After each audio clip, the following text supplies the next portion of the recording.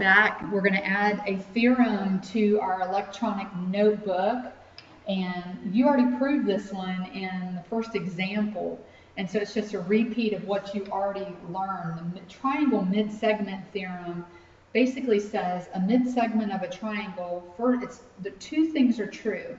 The mid-segment is parallel to a side of the triangle.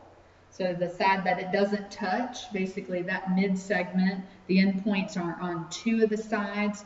The side that mid-segment doesn't touch is basically parallel to it. That's what it's saying.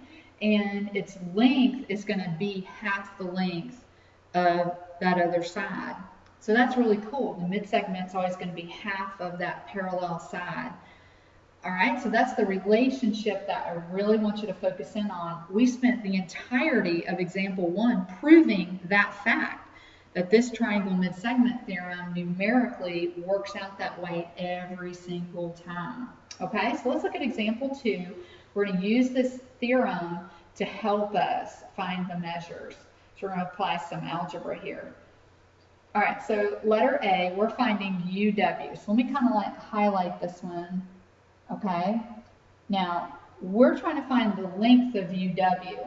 What we know from the theorem is that UW is touching RT and it's touching RS. So the side it's not touching, which would be ST, that means UW is parallel. It's parallel to ST, okay? UW is also half the length of ST.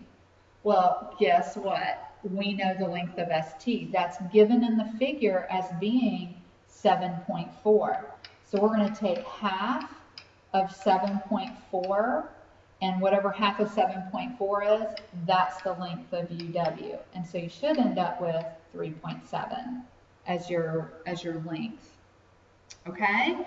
Hopefully that made sense and you're seeing that visually. I'm hoping that that's the case. Letter B, we've got the measure of angle SVU. So you see that SVU. This is what we're trying to find right here, okay, is SVU. And this is going to take you back several chapters, okay? This is early on stuff that we learned.